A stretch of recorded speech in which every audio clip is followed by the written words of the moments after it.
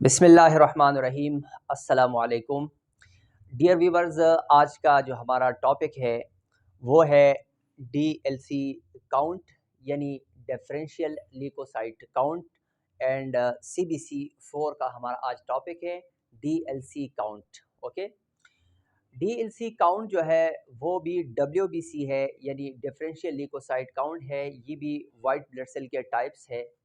लेकिन जब हम टीएलसी की बात करते हैं, टोटल ल्यूकोसाइट काउंट की बात करते हैं, इसका मतलब ये है कि total number of leukocytes in 1 ml blood और 1 microlitre blood, total number of leukocyte कितना है, यानी कितने डब्ल्यूबीसी है, टोटल नंबर की बात होती है।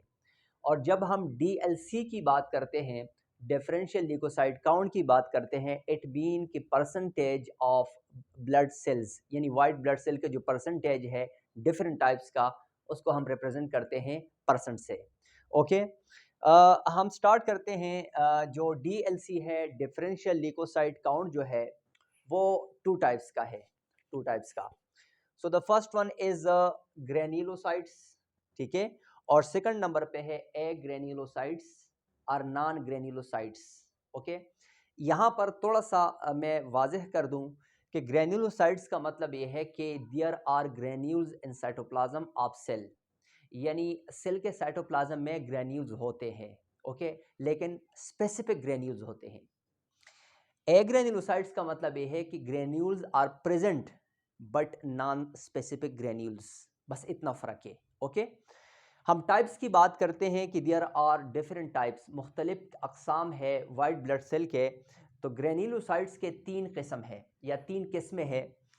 पहला जो है न्यूट्रोफिल्स, सेकंड नंबर पे इओसिनोफिल्स एंड थर्ड नंबर पे है बेजोफिल्स। ओके, एग्रेन्युलोसाइट्स जो है वो 2 टाइप्स के हैं, 2 किस्म के हैं, मोनोसाइट्स एंड लिम्फोसाइट्स। ओके, अब हम डिटेल से जो डिस्कस करेंगे वो है न्यूट्रोफिल्स, यानी ग्रेन्युलोसाइट्स जो है। ओके, ये मैंने बनाए हैं, न्यूट्रोफिल है और ये इनका स्ट्रक्चर है यानी मॉर्फोलॉजी है। ओके, ग्रेन्युलोसाइट्स में जो न्यूट्रोफिल है वो हम डिस्कस करते हैं, ये इनका मॉर्फोलॉजिकल स्ट्रक्चर है। ये किस तरह है ज़रा इनको देख लीजिएगा। हम पहली बात ये है कि हम इसकी परसेंटेज की बात करते हैं, नॉर्मल काउंट की बात करते हैं। जो न्यूट्रोफिल है वो मोस्ट अबंडेंट सेल है ल्यूकोसाइट्स का, सबसे ज़्यादा सर्कुलेशन के अंदर पाए जाने वाले ये न्यूट्रोफिल्स है, यानी 40 से लेकर 70% तक 40 to 70% न्यूट्रोफिल्स होते हैं। और ये ज़रा स्ट्रक्चर इनका देख लीजिएगा, ये ग्रेन्यूल्स इसके अंदर जो ना मौजूद होते हैं और ये मल्टी लोब्स न्यूट्रोफिल है, यानी 2 to 4 लोब्स इसके अंदर होते हैं। ये आप देख सकते हैं, ये लोब्स है और ये मल्टी लोब्ड न्यूट्रोफिल है। 2 to 4 इसके अंदर जो ना न्यूट्रोफिल लोब्स होते हैं और इसको नाम कहते हैं पीएमएन। न्यूट्रोफिल को एक और नाम से जाना जाता है जिसको कहते हैं पॉलीमार्फो न्यूक्लियर न्यूट्रोफिल।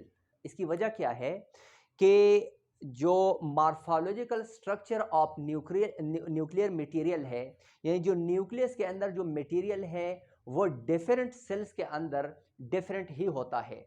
इसी वजह से इसको कहते हैं पॉलीमार्फो न्यूक्लियर न्यूट्रोफिल, इसको कहा जाता है। ओके, अब हम इसकी करते हैं, ये शॉर्ट हमने बात की इसकी स्ट्रक्चर के हवाले से। अब इसकी फंक्शन की बात करते हैं, इसका फेल क्या है या इनका काम क्या है, क्या रोल प्ले करता है। हर सेल का अपना ही काम है डिफेंस मैकेनिज्म में, सब ही हमें इन्फेक्शन से बचाता है, लेकिन इसका जो रिस्पांस ऑफ मैकेनिज्म है, मैकेनिज्म ऑफ रिस्पांस, ये क्या करता है, डिफरेंट होता है। ठीक है, अब इनका जो फंक्शन है वो है फेगोसाइटोसिस। फेगोसाइटोसिस वो मैकेनिज्म है या वो प्रोसेस है जिसमें एक बैक्टीरिया को वो पकड़ लेते हैं और उसको इनगल्फ करते हैं, यानी उसको खाते हैं। इसको फेगोसाइटोसिस कहते हैं, यानी बैक्टीरिया पे अटैक करता है, उसको खा जाता है और उसकी डिस्ट्रक्शन करता है, तो इसको कहते हैं फेगोसाइटोसिस। ओके, सेकंड नंबर पे लिखा हुआ है कि डिस्ट्रक्शन ऑफ बैक्टीरिया, यानी बैक्टीरिया की डैमेजिंग करता है, बैक्टीरिया को क्या करते हैं, तोड़ फोड़ करते हैं और उसको इंगल्फ करते हैं। And release some chemical that inhibit and kills the growth of bacteria। एक दफ़ा फिर से सुन लीजिएगा कि जो न्यूट्रोफिल है वो सम केमिकल को रिलीज़ करता है, यानी कुछ केमिकल्स को क्या करता है वो रिलीज़ करते हैं, और इसका काम क्या है कि किल्स द बैक्टीरिया, बैक्टीरिया को मार देते हैं, या inhibit the growth of bacteria, जो इनकी बैक्टीरिया की जो ग्रोथ है उसको क्या करता है, उनको इनहिबिट करता है। तो ये मेन फंक्शन है न्यूट्रोफिल का, पैगोसाइटोसिस, destruction of bacteria, and release some chemicals that kills the bacteria and inhibit the growth of bacteria। ये मैंने बड़ा शॉर्ट बताया, बहुत बड़ा वास्ट इसका फंक्शन है, लेकिन 3 इसके फंक्शन ये मैंने आपको बताए। कुछ टर्म्स है which is related to neutrophils, कुछ ऐसे वो है इस्तिलाहात है या टर्मिनोलॉजी है जो कि न्यूट्रोफिल के साथ रिलेटेड है, वो हम ज़रा डिस्कस करते हैं।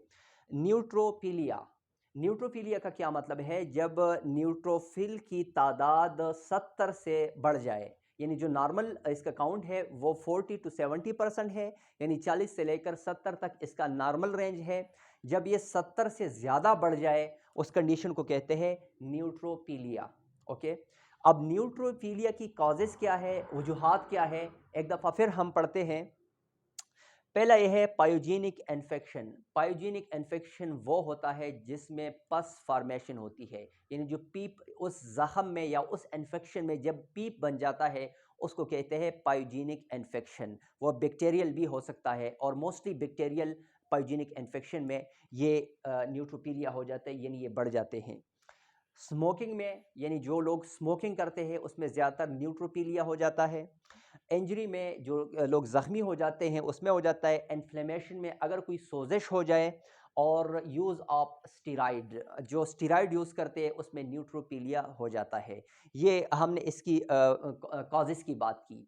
एक और टर्म्स है ये न्यूट्रोपीनिया। न्यूट्रोपीनिया का क्या मतलब है कि जब न्यूट्रोफिल की जो काउंट है वो लेस देन 40%, यानी जो काउंट है वो 40% से कम हो जाए, उस कंडीशन को कहते हैं न्यूट्रोपीनिया। पीनिया मतलब लेस, कम, और न्यूट्रोफिल्स वही न्यूट्रोफिल, तो न्यूट्रोपीनिया का मतलब ये है कि when the neutrophils count is less than 40%, ये 40% से कम हो जाए उसको हम कहते हैं न्यूट्रोपीनिया। अब इसकी कॉजेज़ की बात करते हैं, तो मैंने यहाँ पे लिखा हुआ है बिकॉज हमारे पास स्पेस ज़्यादा नहीं था।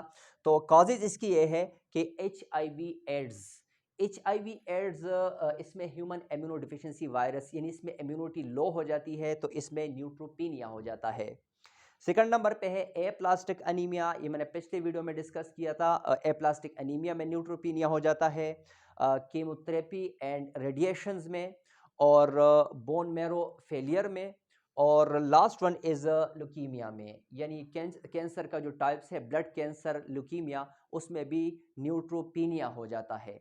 सो ये आज का ही हमारा टॉपिक था, बहुत ही शॉर्ट, DLC काउंट पे, डिफरेंशियल ल्यूकोसाइट काउंट, और हर सेल का अपना ही एक रोल है, अपना ही एक फंक्शन है डिफेंस मैकेनिज्म में। सो ये हमने न्यूट्रोफिल को डिस्कस किया आज, और नेक्स्ट टॉपिक जो हमारा होगा इंशाल्लाह वो हम बात करेंगे इयोसिनोफिल, बेजोफिल और मोनोसाइट्स एंड लिम्फोसाइट्स पे। So thank you. अगर आपको ये वीडियो अच्छी लगी है, पसंद आई है, तो काइंडली इसको शेयर कीजिएगा, हमारी पेज को फॉलो करें, हमारे चैनल को सब्सक्राइब करें।